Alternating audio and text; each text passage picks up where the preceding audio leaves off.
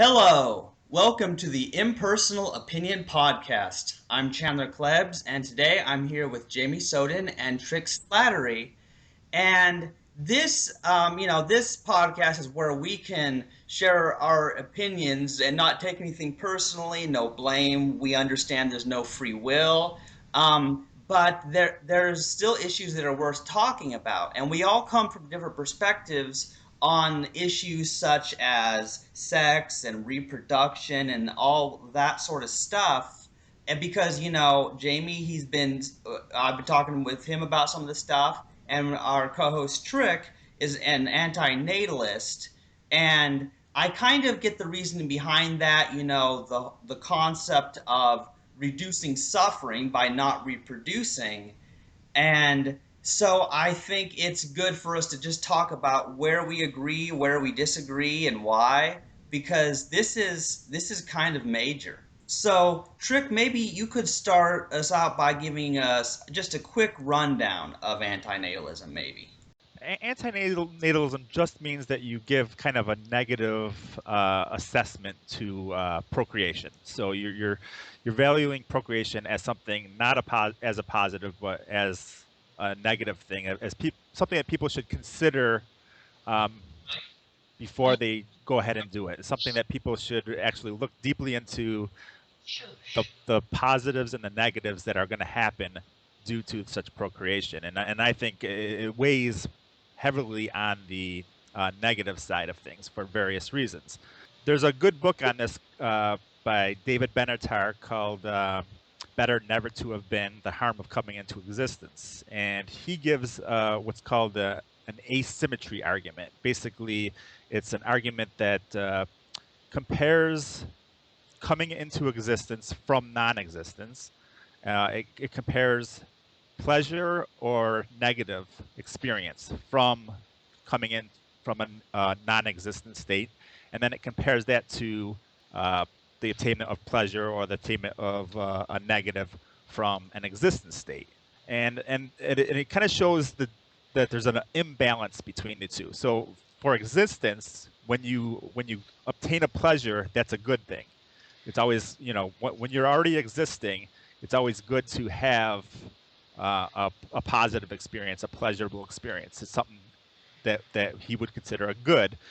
But and the same likewise, when you're in existence, the prevention of a negative is a good thing. So it's good to prevent the negative from happening. But when you're talking about non-existence, the attainment of pleasure isn't necessarily a good thing. There's nothing that is being deprived of that pleasure. So it really needs something to be deprived of that pleasure for it to be a good thing. So from non-existence, the attainment of pleasure isn't necessarily a good thing, whereas the prevention of a negative still is a good thing because you're preventing a future state from happening that is negative. So it's kind of, that's the imbalance that happens there. And when you have that, it's called an asymmetry, meaning the two sides aren't symmetrical. They're not aligned with each other.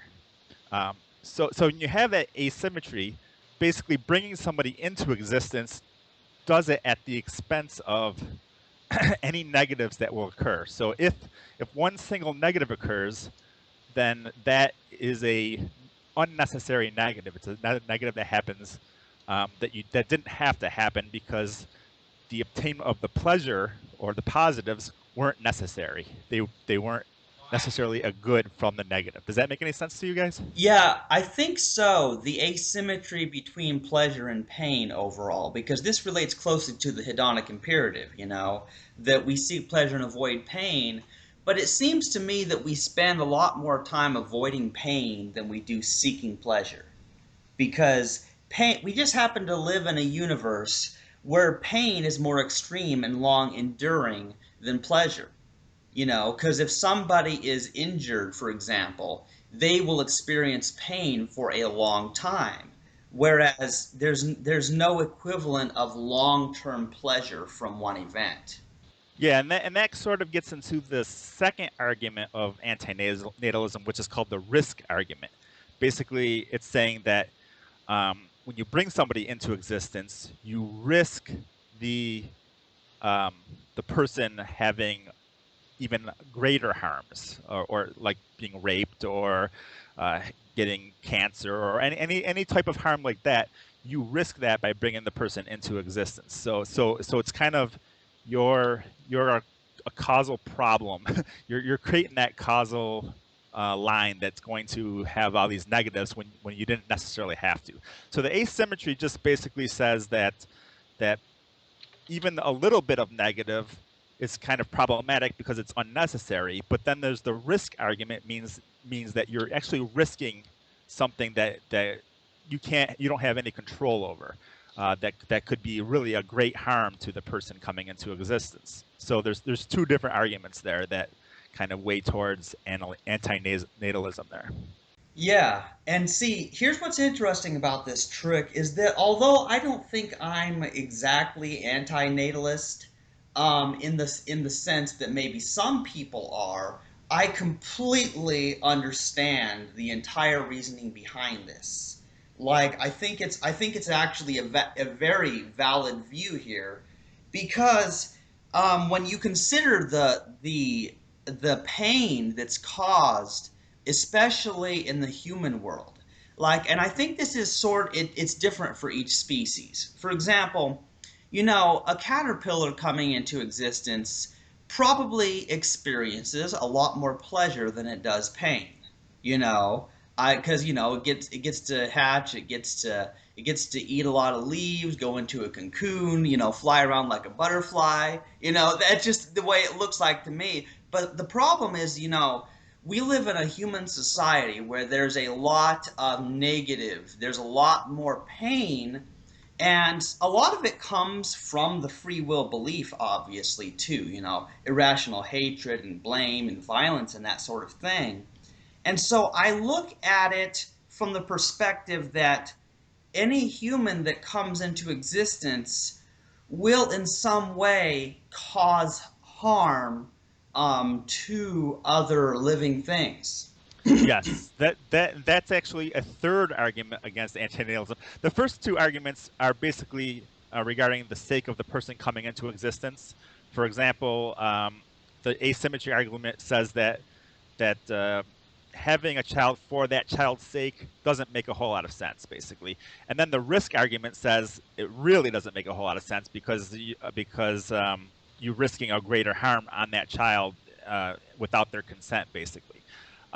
Then there's the argument that says bringing someone into existence causes harms to others. For example, to animals that they feed on, to our consumerism harms third world people in doing enslaved labor camps. There's a number of economic and ecological factors that play into someone's existence, and one person is a huge weight on these problems of the world. So it's that's a third argument. Basically, you have one that is for the sake of the child, it doesn't make sense. Two, you're risking a greater harm, and then three, you're risking a harm on other people when you bring somebody in existence.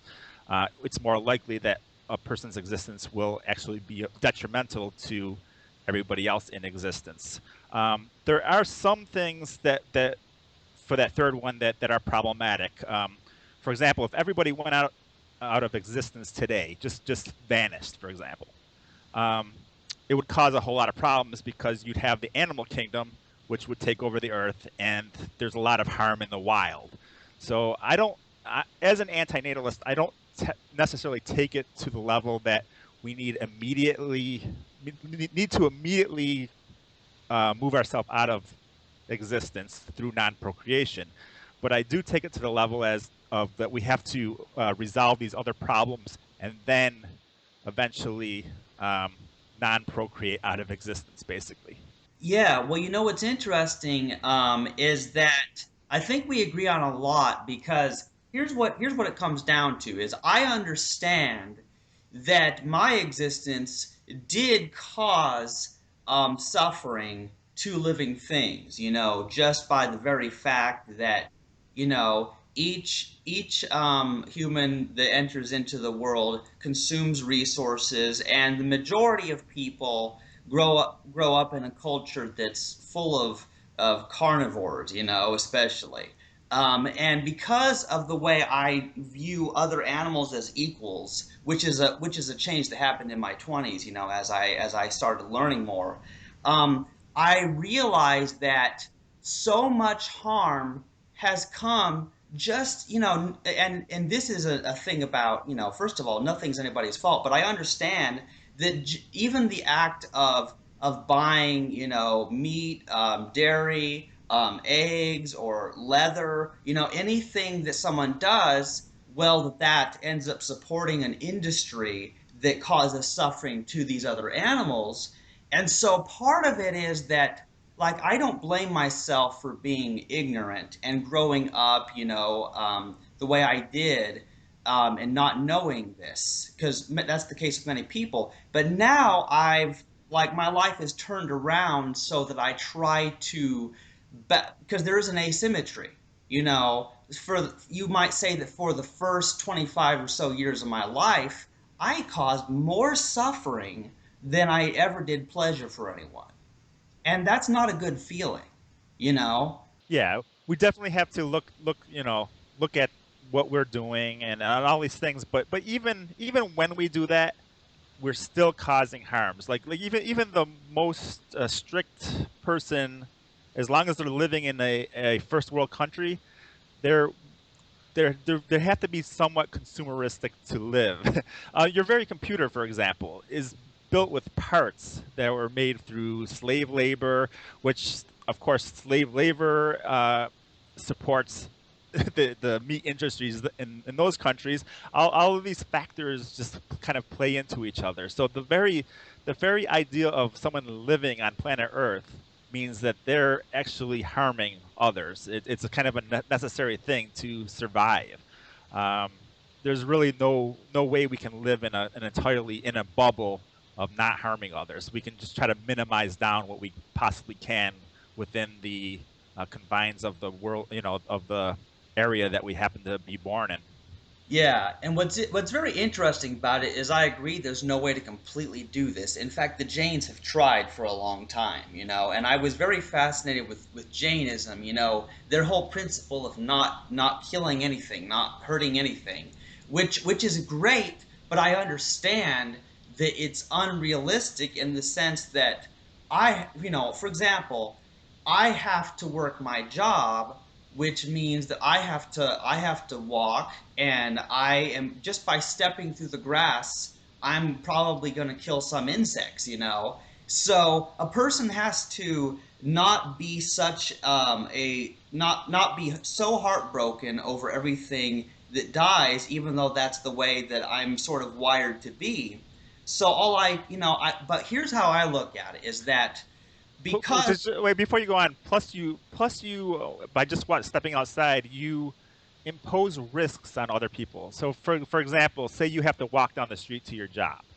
yeah. If somebody were to accidentally hit you by with their car, okay, that's going to cause a lot of pain to your family. It's going to cause a lot of pain to them and their family. All of these things factor in to the level of negatives that occur because of the risk that you're taking walking to the store, which you have to do obviously to do your job. So just to live itself is risking harms. If you do you understand what I mean by that? Yeah, I totally get that, because so many things can go wrong. And even though we understand that, we live in like a deterministic universe, and that an omniscient being would be able to predict everything, we're not omniscient, and we can't, and so we're always taking risks because there's things that we don't know. And so it's very difficult, and I don't think it's even possible to live a life completely free from harming other living beings, and there will always be some pain. But here's how I look at it, is that I just do the best I can, realizing that by striving towards avoidance of violence, I am already significantly doing better than I was for the first part of my life. So here's the deal though, is I think eventually, and I don't know for sure about this, guys, but I think eventually there might come a way where through a very high sense of morality, very, very high sense of what's ethical and deeply thinking about it and a lot of empathy, somebody may eventually triumph to where they can prevent the suffering that would prevent something that would have occurred had they not existed to help reduce that suffering.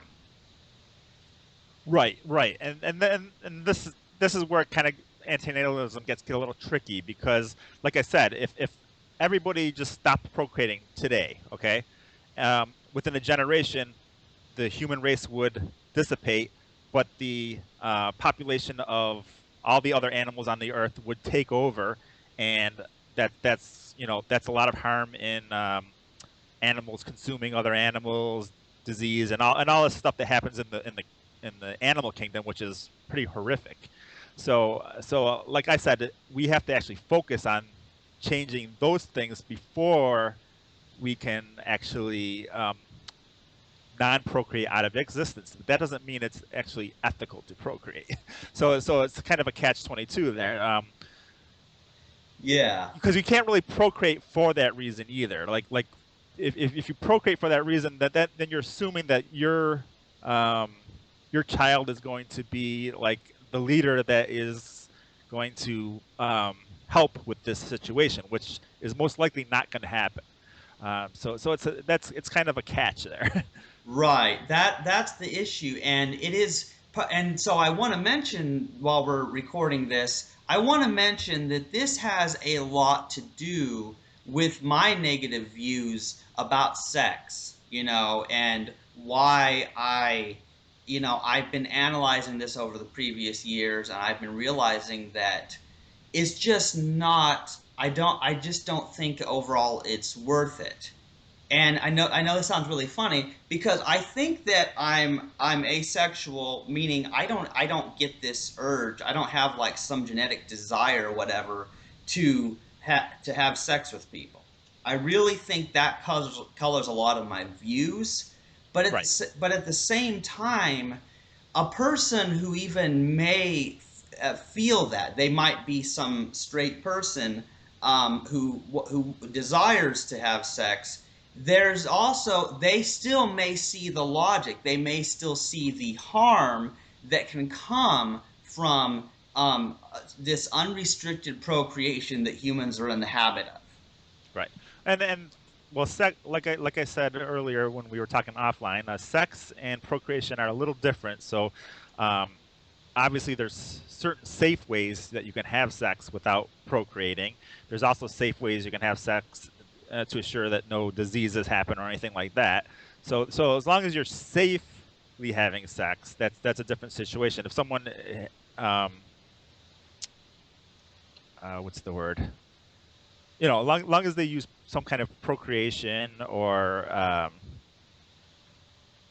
something like that, then it's pretty safe, I'd say, to It have sex. Yeah, because and this gets into very many different topics, Trick, because there's the topics of safe sex, there's the topics of contraception, there's all these various different things.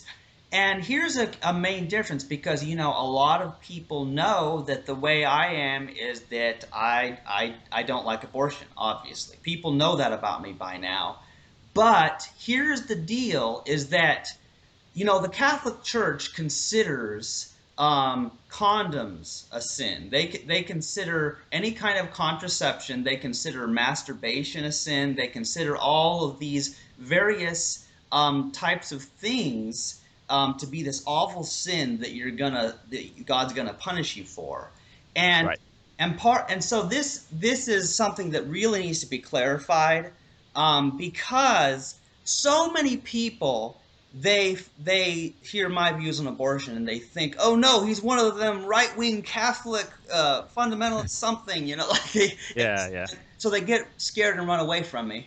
Um, and I think that dialogue on these topics, on the topics of contraception and safe sex and abortion, I think that discussion rather than avoiding the issue is always best. It's always better to talk about it, peacefully and come to some sort of a compromise, maybe. You know what I'm Agreed. saying? Yeah, and then at some point we do have to have a personal opinion podcast on the abortion thing because obviously, as you know, me and you have diametrically opposed opinions on that. Yeah. I'm almost pro-abortion as compared to say pro-choice. I'm pro-choice, but I kind of lean towards pro-abortion to tell you the truth. Yeah, Um, and I what's Some topics are difficult to discuss, but we have to discuss them because if you don't discuss these things maturely and civilly, then nothing's going to get done, is it, Trick? yeah, but where I do agree with Chandler is that people should try to avoid getting into that state to begin with. They should try to avoid having to have an abortion, for example. So this is where I think we do align that people should try to be avoiding that situation to begin with. Well, these are one of the things that I believe sex education should cover in schools because they should teach people, about contraception, so they don't end up having to run into these abortion issues, further down the line. Yeah. And what's interesting about it is, like we totally agree on this idea of preventing someone from getting in that situation anyway. Yeah. Because and for someone like me, there's naturally going to be a different point of view because somebody whose solution is to just not ever have sex, well, that works for asexual people. It Right. totally works for me. It totally works for other people. I don't really care for sex myself because I'm single, and I don't see myself getting into a relationship anytime soon with a woman. Um, I'm most likely going to remain single for the rest of my life, but that's beside the point. I mean, there's some people out there who will have partners, and they will have these issues, at some point in their life. Right. And what's particularly interesting, guys, is that a lot of the problem is that there are so many so-called pro-life men who they are very religious, or they are just very much they're very much for having lots of sex and then demanding that those women are obligated to give birth to those children that these men impregnated them with, which I do think is ridiculous, guys. Like, I really think that a man who insists on that sort of thing is kind of being irrational. Um, But say that part again. Insists on what? yeah, I what I'm saying is that if there's some man who is having sex with his wife or girlfriend or partner, or whatever, and he is by that act, he is impregnating her potentially, and so when that happens, um, regardless of what the woman does, she's not the one with the problem. You get what I'm saying? The problem is that there are these men who really think that they have a right to get women pregnant, and that those women are obligated to give birth to these children. And really, I would rather change the men. I would rather avoid the whole situation in that first place, because it just is generally not in my view not a good idea to be having sex with someone who you don't intend to raise children with. You know what, in that sense. And I'm Well, sure. I think education has to happen on both sides. I think the women has just as much can. I mean, it takes two to tangle, as they say. So, I mean, the woman has just as much thought into the process of having sex or not having sex. So, as the man, it's not like the man is, unless it's a rape or something, the man is forcing it. Right. And that's what's particularly interesting, Trick, is that I would just say that while it takes two to tangle or whatever, that's an interesting way of putting it. But what I'm saying is, because of the fact that men are physically stronger, I guess I tend to place a stronger emphasis on changing the morality of the men for that reason, because it is more difficult for women to rape men than for men to rape women.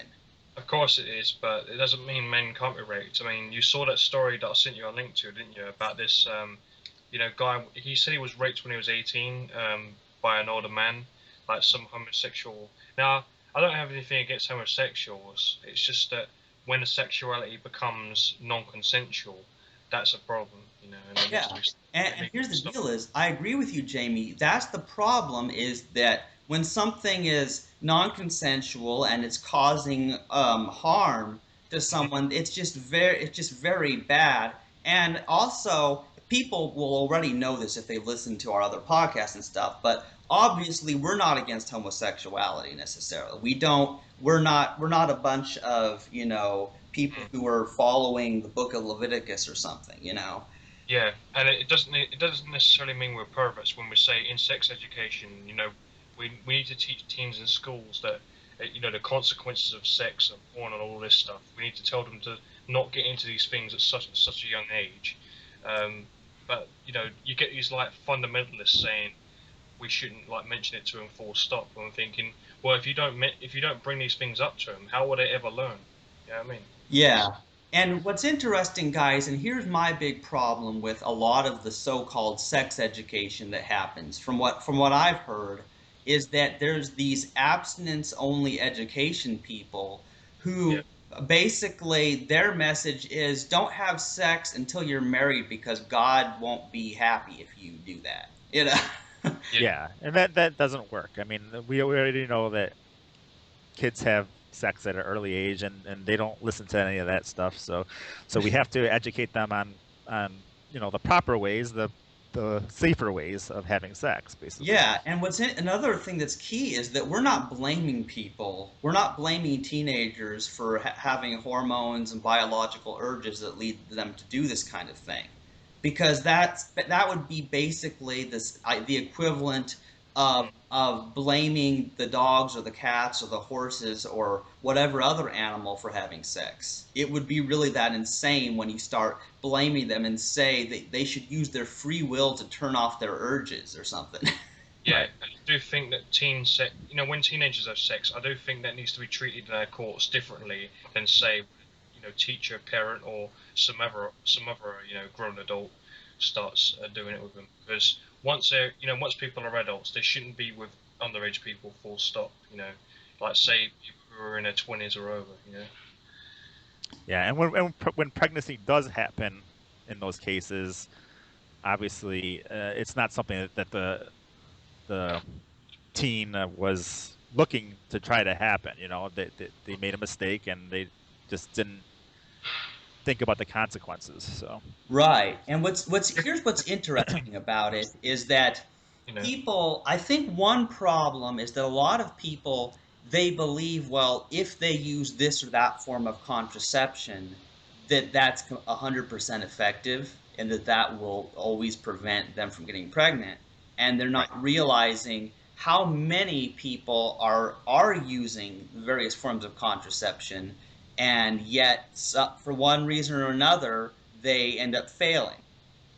Hmm. Yeah, I don't know the stats on that, but I think it's like for for condoms, for example, it's like 4% chance of getting pregnant with a condom, um, due to like holes in the condom or a break or anything like that. Yeah. So each of the different ways has there's some way that something can get through, but I think most of the pregnancies that happen due to children having unsafe sex, basically not using the proper protection. So Right. that's why education's Sex important. being overrated in the media with pornography and all this stuff, man. I mean, this is clearly a problem because people are, having sex way earlier than they should be, and people need to be educated to try and steer them away from this kind of thing because this stuff can ruin lives, especially when you get into the Christian fundamentalist part, where they tell you it's a sin to even think about sex, and they say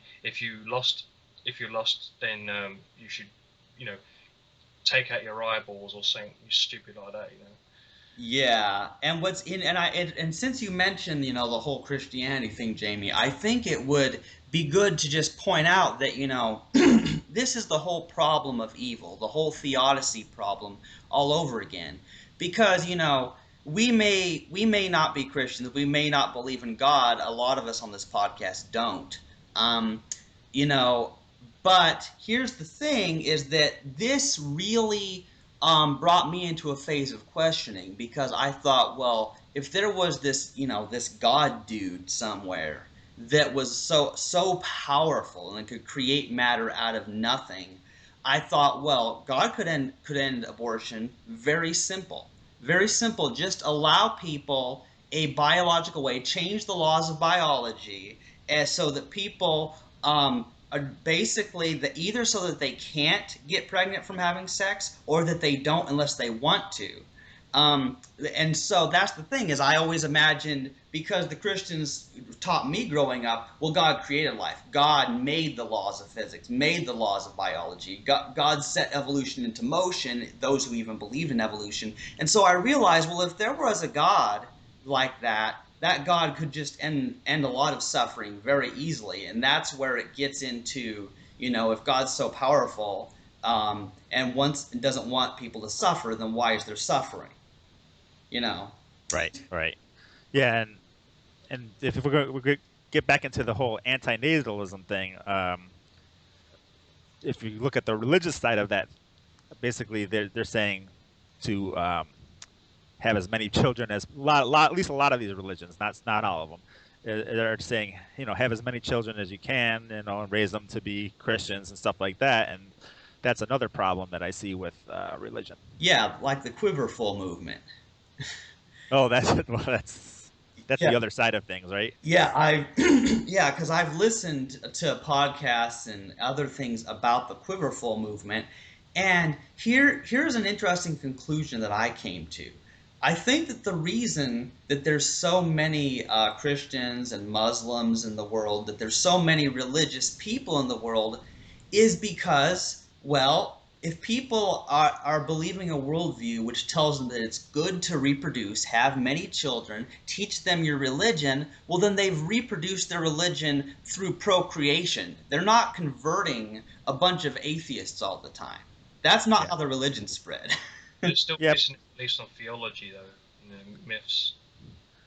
Yeah, and even if they were to think about it a little bit deeper, they'd realize that what they're doing, and this goes back to when I was talking about the risk argument. Even if a lot of these religious things were a fact, for example, Christianity, um, basically what they're risking by having a child is some child that might go to hell. So they're risking a chance that their child will go to hell by having that child. So that's another reason why even a religious person sometimes might want to go to the anti-natalist route, so they don't risk those um, their child going to hell for some reason. Well, what's interesting about that trick is, as both of you guys know, because you read my note I posted on Facebook, called "Why the hell do Christians have sex?" Because I was seriously examining that. Like, why would you risk your children going to burn in hell forever? Why would, if you believe that religiously, then why would you take that risk? Yeah. Yeah, and I think it has to do with optimism bias. People always think the most positive things are going to happen. They think their child will be the purest child alive. They'll think that their child will have, do the right things and things like that. They always have the optimism, um, which is Yeah, a biased opinion, basically. yeah, I think that's a lot of it because people have this idea that, for example, there's some verse in the Bible like that train up a child in the way he should go, and when he is old, he will not depart from it. So they are believing something that's clearly false, that your children stay the same way throughout their whole life, the way you teach them. We know from experience that children change, they do not always agree with the religion of their parents. Right. And also, Exactly. consciousness is always changing as well. You don't stay the same. I mean, what you are now will be completely different to when you're like, say, 50 or 60. You'd be a lot more wiser and more experienced, when you're old. Yeah. So, Yeah. And if you guys, for example, people totally change because if you had asked me back when I was a teenager or early 20s, if you had questioned me about gay marriage, I would have been against it because I had been indoctrinated to be against it.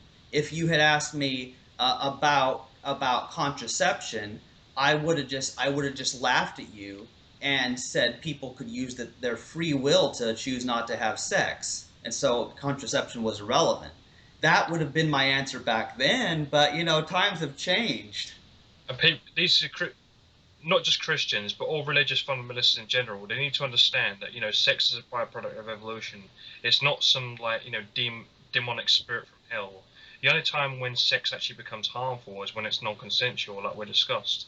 So I mean, you could that's why sex education in schools is important. We need to tell, teens that it's not a good idea to, get involved in this, too early and all that stuff. I mean, you could tell, even if you're a parent, you could just say, you know, don't go looking for porn and all this stuff. Don't, if a friend sends you porn over a phone or something, delete it. Just get rid of it. I mean, that's what I'd say to them. Don't wait till you're an adult. Now you could say all this stuff without showing them images. I mean, you don't have to be like some sort of like weirdo and show them what it is, because that's illegal for a start. Well, here's what's interesting about this, guys, is I very much sympathize with the anti-natalist thing because my whole reasoning is that I understand that I may have turned into, this sort of vegan dude who wants to reduce violence and get rid of the free will belief and the blame and the hatred. I may have turned into this kind of dude that does that.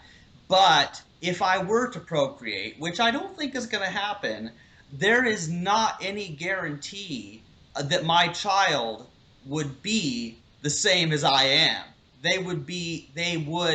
There's a chance they could totally turn into a free will believing carnivorous Christian that wants to fill the world with as many babies as possible. And, something like that could happen when they grow up. And how would I know, And us two can end up with Alzheimer's by the time we're 60 and may not even remember some of our podcasts. So, Yeah. But you guys got to have to understand that the majority population don't think the way you guys think. There was a study on optimism bias where they explained to the person the percentage chance that people have in general for getting cancer. But then when they took a poll of whether or not what they thought their percentage chance of getting that same cancer was, they would always say it's a lesser percentage chance, even though they knew the stats of the general population getting cancer and what that percentage was, they still said that their percentage chance was lower than what the actual stats say. So they always have people have what's called optimism bias, and they have these ideas that their child will, um, won't run the risk of these problems that happen, even though they have a much higher percentage chance than the people actually think.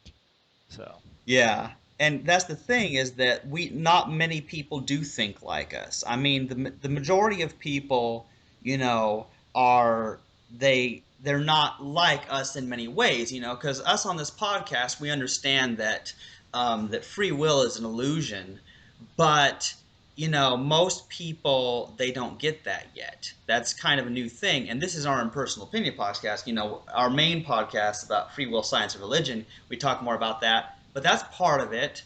And the majority of people are not like us as far as our views on sex. The majority of people are subscribed to a religion that has a very very strict teachings about sex and procreation.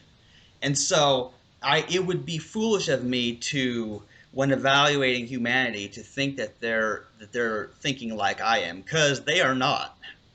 right. Yeah. I mean, it would be amazing if cloning replaced sex entirely. I mean, in an ideal world, we wouldn't have all this, all these sex problems.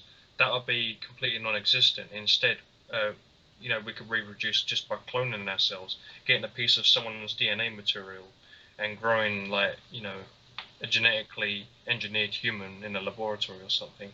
There'd have to be a replacement for the entertainment value of the actual process that people have for sex. So Yeah. before something like that can happen, because yes, people enjoy sex. It's Yeah. that's that's the I know thing. people So enjoy it. I know it's just that there's a lot of like cons to it as well because, like I said, when when you combine sex with sociopathy, that's a very bad mixture, you know. So Yeah, and what's interesting about this, guys, is um, the very idea that a lot of people, they're not having these children because there's a thought process like I want to procreate, therefore what I must do is have sex. They're not like that. They're not like that kind of thinker. Now, I'm sort of that kind of thinker, and I used to think that way. Um, but a lot of people, they just like the pleasure aspect that they get from sex. They're not, it's for them mentally, it's not even attached to the fact that it leads to procreation. right. Though some people actually want children, and then they purposely have sex to have children. There's both sides of that situation. I think when you're talking about like younger teens and things like that, then yeah, you're right. They just have sex and they don't think about, um, or they think about it, but it's just kind of secondary, and then they get pregnant or something like that, have an Right. abortion. But when people tend to get older and their biological clock starts ticking and stuff like that, then they actually focus on trying to get pregnant. And for me, as an anti-natalist, I try to tell people, well, that should be something that you shouldn't focus on. You should try not to do that. But Yeah, it's a very interesting thing because, like, I understand why people are that way, but at the same time, I do view it as an unethical thing. I view it as kind of a crazy thing, this feeling that they're supposed to reproduce. Like and I think that it's not so, like there's got to be some kind of biological component to this, I think. But I think that human civilization has added on to that because there's all this stuff in the media, there's all this stuff out there that tries to tell you, well, sex is like the greatest thing ever, it's like the purpose of life. it goes back to the problem with people having sex way younger than they should be because the media is advocating this sort of thing, or at least encouraging it. I mean, you hear all these stories about teens having sex like with celebs and stuff, even underage ones, and sometimes people even condone it, and it's wrong, you know. yeah, and I think people that do want sex, or not want sex, do want children, Yeah. want it for selfish reasons. They want it to pass on their genetic whatever. They think that um, their genetics is something special. Basically, they attach some specialness to their genes, and they want to pass those genes on. They want they don't want to adopt it for that reason. They want it to be their genes for some reason, like it has to be their genes. And then they want to teach they want to basically create a little robot of themselves, or Well, something And the similar. and the response that I have to the pleasure side of like sex and all that stuff, well, you can get pleasure from other things as well, and the other things that you can get pleasure from are not necessarily harmful. I mean, yeah, if you play sports, you can get injured and all that stuff, but if you're careful, um, you know, most of the time you can have a match of hockey or baseball or whatever, and you can come out without even so much as a bruise, so. well, Yeah, but there's a lot of good. There's a lot of you know. There's a lot of there's a lot to say about the pleasure of sex. So I don't think we should necessarily disregard that. I mean, I think we have to disregard. We have to get people to understand that they can do, if they want to have sex, they have to do it in a safe way. That's not going to have a child. right. Understand, and I that's why I advocate, a certain age gap allowance in the legal system for, teen plus teen. You know, I'm not. When I say this, I don't advocate adults being with them. Because if Oh an yeah. adult with an underage teen, someone who's under 16, like in United Kingdom, they should be in prison. Full stop. But if it's That's a different, yeah, that's a different subject. Yeah. Yeah, I wanted to respond to what Trix was saying, about people believing that their genes, their genetics are somehow better than someone else's. And here's what's interesting about this because I've been in Facebook groups. I've talked to people and asked them, well, why would somebody why would somebody wish to procreate biologically rather than adopt children, because there's children who need to be adopted, you know. And what's interesting now, if I've asked this to different groups of people, because if you ask heterosexuals this question, well, mm, they're just going to laugh at you, which they do. I don't, But I asked this in like an asexuality um, group, and there were people who, because in spite of their general lack of interest in sex, they still had this belief that they should pass on their genes like they were greater. Like, I want it to be my own child. And I'm like, well, wait just a minute. I mean, we don't like, I mean, I look at that in a whole different way. Like, what do you mean your own child? You don't, it's not like a child belongs to you. Like, I don't view people that owning children, I don't think they really own their pets. It's like this idea, know. well, this belongs to me, and there's some kind of a weird psychology there that I don't Yeah. understand. I think some people think that they're kind of it's a way to extend their own life. They're gonna die eventually, so it's a way to keep passing on a little bit of themselves. But in reality, it has nothing to do with that.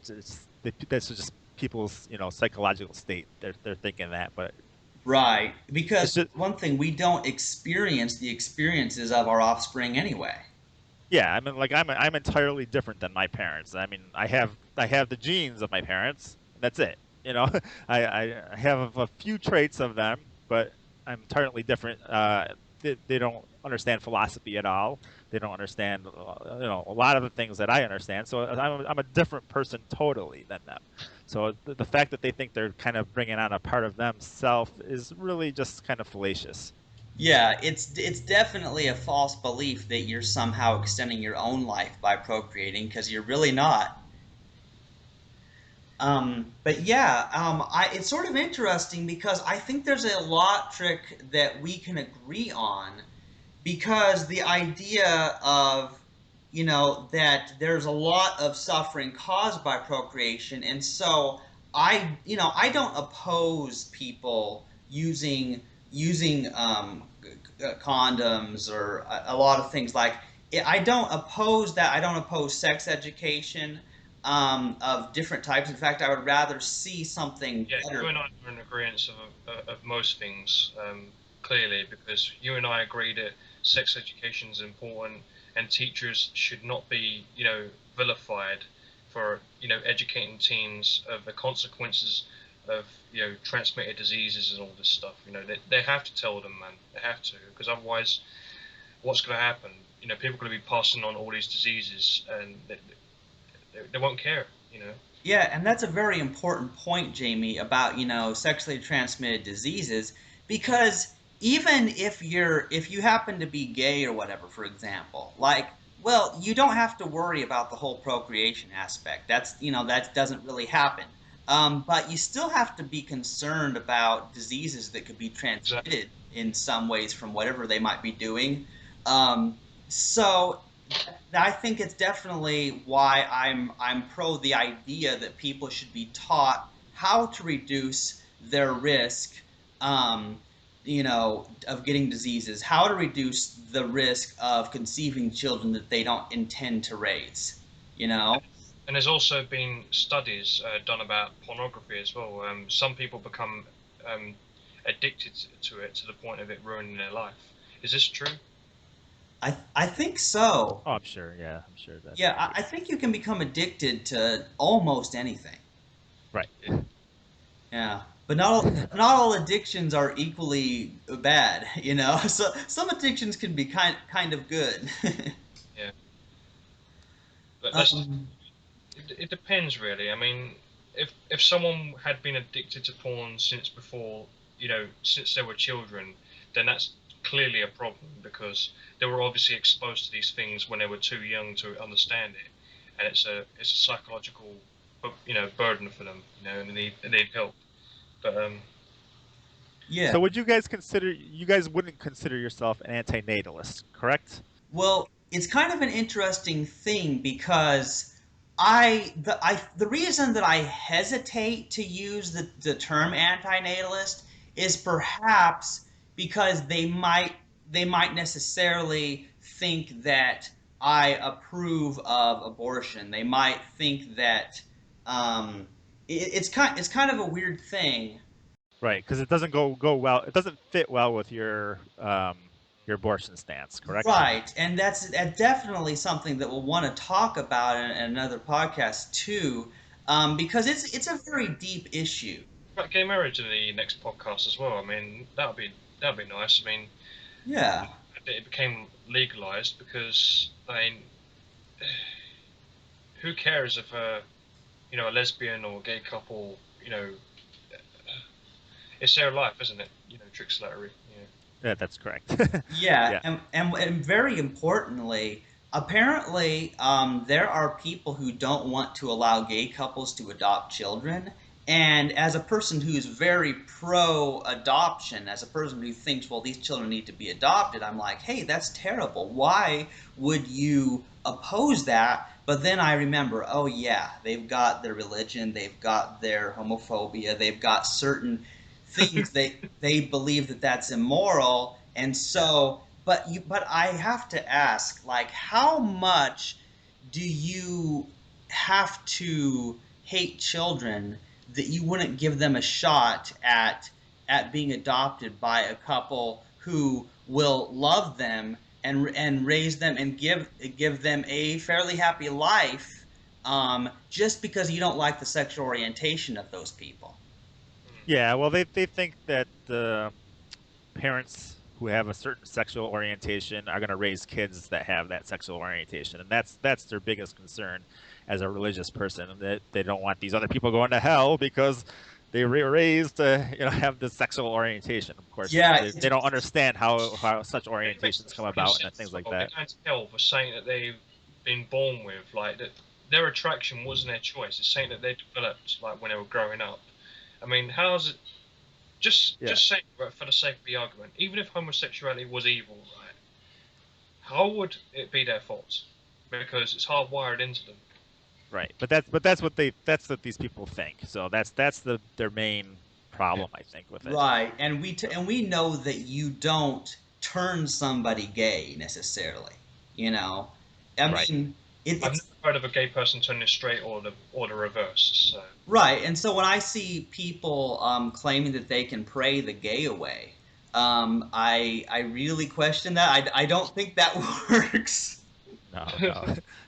Pray the gay away. That's sad. I yeah, I attraction is that hardwired. I've You seen need to that. understand this. It's basic. It's it's common knowledge now. People. Why is it that some religious people still think that sexuality is a choice?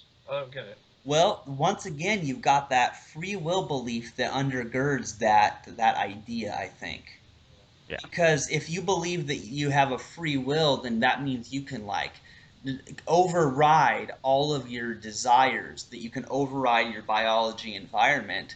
And so that was one of the first things that led me to understand that, this free will thing isn't as free as people make it sound. But it was still years later, way after that point, that I started realizing, wait a minute, free will Yeah. can't exist. And this ties into the whole anti-natalist thing too, because there's some parts of the anti-natalist. Well, there's like a community of anti-natalists out there, which I'm a part of. But some of them have different mindsets than others. So I'm of the mindset that people that procreate, they didn't have the free will. They couldn't have not procreated. But there's a lot of anti-natalists out there who just want to punch the blameworthiness onto them. They just want to um, really make it seem like that these parents are to blame for having their child, and they should be prosecuted for it or whatnot. There's some of these views that I disagree with other anti-natalists, Well, yeah. Based on my understanding that there's no free will, and then people have children because they're raised a certain way, and their genetics and their environment and all these factors factor into the fact that they had a child, and Right. that couldn't have been otherwise. And so So what's very curious about this trick is that an anti-natalist like you, while your logic and anti-natalism is sound, what's great is that you won't blame people who don't understand it. Just like I don't blame people for having a different opinion than I do about many issues, including abortion. And it's so important to first get people over the idea that you're blaming them. You know, yeah, it's a different way to look at ethics. Some people look at ethics as a way to blame people, and then other people look at ethics as a way to um, create a a different future consequence based on those ethical understandings. So it's a way to educate people so they act in accordance of the ethic at a later date. So yeah. there are two ways of thinking about it, and I'm the latter case where I don't look at someone as being unethical in the sense that they could have done otherwise, but rather show people what is the ethical thing to do so they can do the proper thing in the future. Yeah, I totally agree there because here's what it amounts to, Trick, is I understand that we, first of all, we don't, it's not really up to us anyway. We don't have a free will. It's not up to us what our opinions are. Secondly, when you preach a message to somebody, whatever your message is, all those people are not free to all accept it. You know, it's not possible. If you preach something to 1,000 people, a certain message, that not all of them are going to understand it and agree with it. You know, Right. but Matter of fact, there, usually it's a small portion of that. right. But So, but the whole point is it doesn't mean that it's useless to talk about it because no, there will be some people who do understand it because it just happens they're wired that way to where their brain is able to accept this information It and took me a their while. life can change as a result of it. I It look took. at. Oh, I'm sorry. Go ahead, Jamie. Yeah, I was just going to say it took me a while to come to terms with free will being an illusion because if you met me like last year or the year before, I was much more likely to blame people and say all kinds of hateful things like saying, "Oh, I wish they were burning in hell," and you know those kinds of things. And I would also say, I used to say hateful things about Sam Harris as well when I believed in free will until I understood it properly, and then I thought Yeah. why didn't I understand this before? Yeah. Yeah. So Now, I thought he was making excuses for serial killers, but he weren't. He was just I saying that they were yeah. hardwired, to do kinds of things, Now I look at my anti-natalism as I forgot what I was going to say now. Keep going. Yeah. Sorry. Yeah. Well, yeah, while Trick is thinking of what he was saying, I was going to say, basically, our main message and the reason that we've all gotten together is because we started the Free Will Science and Religion podcast. But I think that this impersonal opinion podcast that we do on the side, the benefit of this is that people can see these people that you thought were all just one club because they all agreed about free will being an illusion. Well, they're not a whole bunch of closed-minded clones of each other. They disagree. They have different views on other topics, and Hmm. so I just love the fact that we're able to I didn't. talk about these other important issues. And free will plays into a little bit, but I always wanted to do a podcast with Trick about the antinatalism, and so I'm so glad that it worked out for us to do this. Yeah. Um, Now another thing about antinatalism is a lot of people might say, "Oh, well, why don't you just end your own life?" They bring this other thing into the topic of, Bring oh, negative. if you don't want people to procreate, then why don't you just kill yourself? So it's like, this is a very common thing. I mean, it happens with the antinatalist community that they're just like, this is a constant bombardment of people saying this. Well, it doesn't make sense. Just well, end yeah, your own I life. saw. If you don't like life, and then why don't you end your own life? So Well, yeah, and I know what you're talking about, Trick, because I've seen that before. There's like some Church of Euthanasia website, and it's like says "Save the planet, kill yourself," and it's just really not where I am intending to go. You know Right. what I'm saying? It's just, Well, but they don't understand that once you're in existence, then you have all these psychological states to contend with. You have all these things that kind of, and I don't have a problem with suicide or anything like that. So that's probably another topic that we might disagree on, Chandler. I don't know, but like I'm for euthanasia. I'm for assisted suicide and things like that. you know, Um, that's a very good point, Trick, because we could do separate episodes on like the assisted suicide issue or the abortion issue. We could, well, I mean, we've been going for a little over an hour with this episode, so we yeah. probably should put it to a close. But if you wanted to do any more, we could on other topics too. Right. But I also want to state that suicide isn't necessarily the most ethical thing to do. Like, for example, if I could convince just one person, just one single person, not to procreate, then that person that doesn't procreate doesn't create a whole line of people, from generation to generation that they otherwise would have if I didn't exist. So my existence can be here to actually make a better world than if it wasn't here by telling people not to procreate. But once I'm here, then I have an objective to do that. It's a purpose to do that, to convince people not to procreate, and that kind of makes up for my own existence to some degree. In other words, my own existence, I cause harms with it, but at the Mm. same time, I'm preventing all these other harms by making up for it in other ways. Well, yes, I totally agree with you there, Trick. You know, once you're here, you have your consciousness, you have your desires, and we all have something to offer. And I think that yes, your views as an anti-natalist can be a great benefit, just as it's a great benefit to the fact that all of us co-hosts that are doing these podcasts, we all bring something to offer the world. And I think that by reducing the hatred and blame by the free will belief, as well as promoting other ideas, it's I think we are a benefit that could be that's one that might not have happened had we not existed.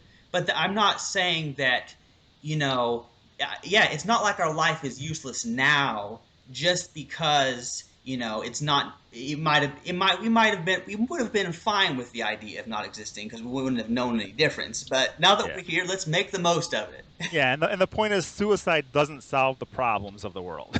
So it just doesn't solve the problems, whereas there are problems. So anyway, that's a different topic, and I think we should definitely align a top suicide topic or assisted suicide, because I think we might disagree on that one, and then the abortion topic, we definitely disagree on that one. Yeah.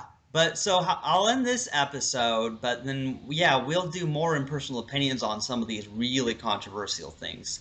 Sounds good. All right. You've been listening to Impersonal Opinion, the podcast where we don't take our opinions personally. We've talked about anti-natalism, and we've